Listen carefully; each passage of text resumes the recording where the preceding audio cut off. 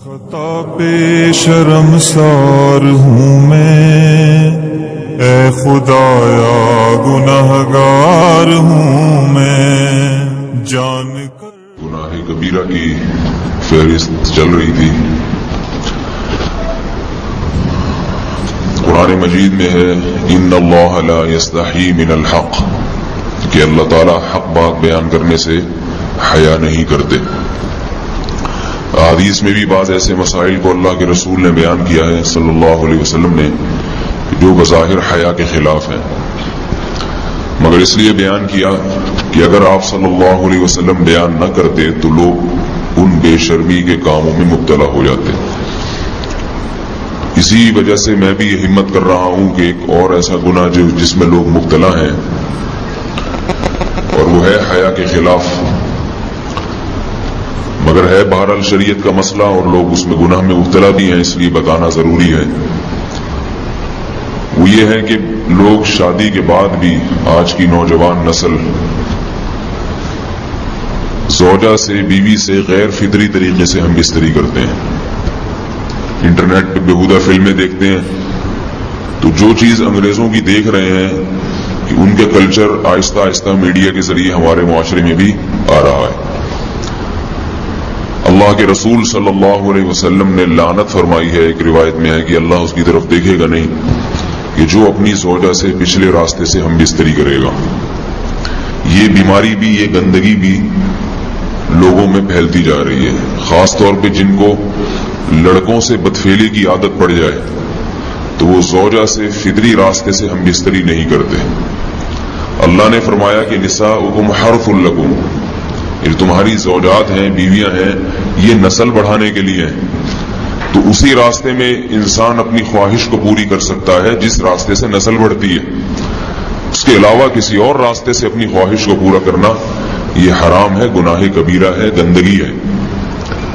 ہمارے پاس کیسز آتے ہیں، ایک پاک دامن لڑکی کی شادی ہوتی ہے، لڑکا بھی بظاہر بڑا نیک، لیکن کیا ہے، لڑکا چونکہ ٹھرکی ہوتا ہے، شہوت کا درندہ ہوتا ہے، تو وہ یہ نہیں دیکھتا کہ میں اپنی بری خواہش مٹانے کے لیے میں اپنی زوجہ کو غیر فطری طریقے پر مجبور کیسے کر سکتا ہوں، تو مجبور کرتا ہے پھر اپنی بیوی کو۔ اس میں جو عورتیں زیادہ پاک دامن نہیں ہو، نیک نہ ہو، یا ان کو یہ ڈر ہو کہ طلاق ہو گئی تو ہم کہاں جائیں گے، وہ پھر اپنے شوہر کے ساتھ اسی غیر فطری طریقے پر آمادہ ہو جاتی ہیں، اور اس کا عذاب اور اس کا وبال یہ ہوتا ہے کہ کچھ دنوں میں ان کو بھی اسی کی لت پڑ جاتی ہے۔ انسان جب بھی کوئی غیر فطری راستہ اختیار کرتا ہے، آخرت کا عذاب تو بعد میں، دنیا کا عذاب یہ آتا ہے کہ پھر اس کو لذت فطرت میں آتی نہیں ہے، پھر جو راستہ اللہ نے رکھے اس میں اس کو لذت نہیں آئے گی، پھر وہ گندگی میں ہی گھسنے کی کوشش کرے گا، اس کی بھی فطرت خراب ہو جاتی ہے، اور جس کے ساتھ یہ بدفعلی کی جائے اس کی بھی فطرت خراب ہو جاتی ہے، وہ بھی پھر کسی کے قابل نہیں رہتے۔ تو اپنے جان پر رحم کرنا چاہیے۔ ہم انسان ہیں، ہم درندے نہیں ہیں، ہم گھوڑے نہیں ہیں، ہم گدھے نہیں ہیں، ہم جانور نہیں ہیں، ہم انگریز نہیں ہیں۔ انگریز نے تو حیا اور شرم کی تمام حدود کو توڑ دیا ہے، وہ تو درندے بن چکے ہیں۔ ہم تو درندے نہیں ہیں، ہم تو حلال کھاتے ہیں، پاک صاف رہنے کی کوشش کرتے ہیں، تو ہم ان کی جو کلچر دیکھ دیکھ کے ہم ویسے درندے بننے کی کوشش کیوں کریں؟ تو یہ بہت بڑا وبال ہے، بہت بڑی برائی ہے جو ہمارے معاشرے میں آہستہ آہستہ جڑ پکڑتی جا رہی ہے، اور اس سے بیماریاں بھی پھیلتی ہیں۔ غیر فطری طریقہ ہے، بیماریاں بھی پھیلتی ہیں۔ ایسے کیسز آتے ہیں کہ جناب وہ مرد مجبور کر رہا ہے بیوی کو، اور وہ بیوی جو ہے ساتھ نہیں دیتی تو پھر اس کو طلاق کی دھمکیاں دیتے ہیں، ایسے کیسز بھی آتے ہیں۔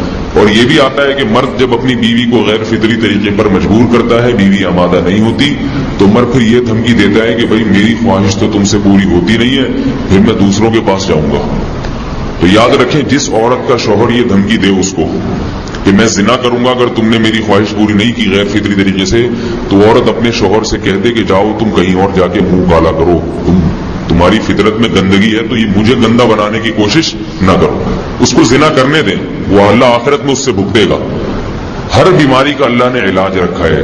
اللہ کے رسول صلی اللہ علیہ وسلم نے فرمایا، صحیح بخاری کی حدیث، ما انزل اللہ من داء الا انزل له دواء، کوئی بیماری ایسی نہیں ہے جو اللہ نے نازل کی ہو اور اس کے لیے دوا نہ رکھی ہو دنیا میں۔ تو اگر کسی کو ایسی لت پڑ گئی ہے غیر فطری کام کی، تو اس کو چاہیے کہ وہ اپنا علاج کرائے۔ डॉक्टर से भी रब्ता करे।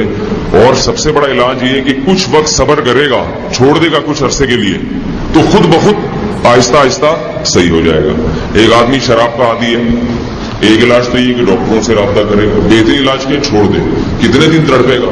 1 दिन, 2 दिन, 3 दिन, 4 दिन, 1 हफ्ता, 2 हफ्ता, बहुत ज्यादा साल हो जाएगा ना, उसके बाद खुद बहुत ठीक हो जाएगा।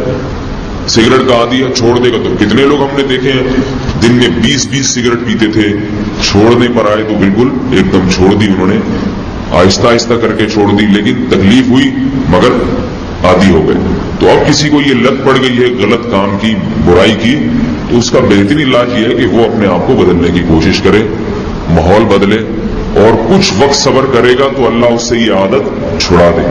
नहीं की, सब्र नहीं किया उसने, फिर इसी गंदगी में मौत वाक़ई होगी, फिर आखिरत का अजाब बहुत सख्त। नस्लें बर्बाद हो जाती हैं इस अमल से इंसान की। तो बात हया के खिलाफ है, मगर ये कि एक बुजुर्ग थे, वो बात फरमा रहे थे, तो किसी ने पूछा कि हजरत आप हया के खिलाफ बात करते हैं, तो उन्होंने फरमाया तुम बेहयाई के काम नहीं छोड़ते, हम उस छुड़वाने के लिए बात करें तो हम बुरे हैं, और तुम काम करो तो भी बुरे नहीं।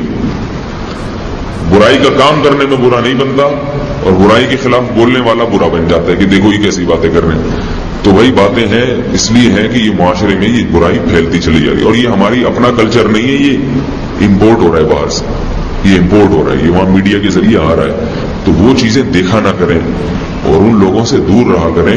हमें तो दीन का दाई होके उनको हिदायत पर लाना था, बजाय हम हिदायत पे चल के दूसरों को चलाने वाले बन के उनके रास्ते पे हमने चलना शुरू कर दिया। अल्लाह ताला हमें अब देखें, उनके यहाँ एड्स का मरज फैल गया है। आप बताइए ये एड्स का मरज हमारा है क्या? ये बीमारी हमारी है या उनकी है?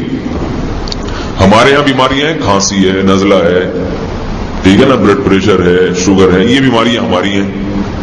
कोई अल्लाह का शुगर है, गंदी बीमारी हमारे यहाँ नहीं है। जितनी गंदगियां हैं वहां से आ रही है, एड्स का मरज वहां से इंपोर्ट हुआ है। वो एड्स का मरज इसी बदफेली की वजह से पैदा होता है, इसी से जरासीम पैदा होते हैं, और इतना खतरनाक मरज के ऐसे मुतादी ऐसे फैलता ही। अफगानिस्तान में एड्स का रेशो 0 था, 0। वो जानती नहीं थे कि एड्स का मरज होता क्या है। जब से अमेरिकन आर्मी, बरतानिया आर्मी अफगानिस्तान में आई है, फौजी आए हैं, अफगानों में एड्स का मरज फैल गया है, उन्होंने वहां बदफेलियां शुरू कर दी हैं। तो वो तो हालांकि उनके लिए जिना कितना सस्ता है ना उनके लिए जिना, फिर भी वो लड़कों की तरफ माइल होते हैं। तो इतनी गंदगी, ऐसा गंदा जब इंसान बन जाए, फिर अल्लाह उसके वजूद को बरकरार नहीं रखते, और रखते हैं तो फिर आखिरत में सजा देने के लिए अपने आप को इन गंदगियों से बचाना चाहिए, हलाल पे इक्तिफा करना चाहिए।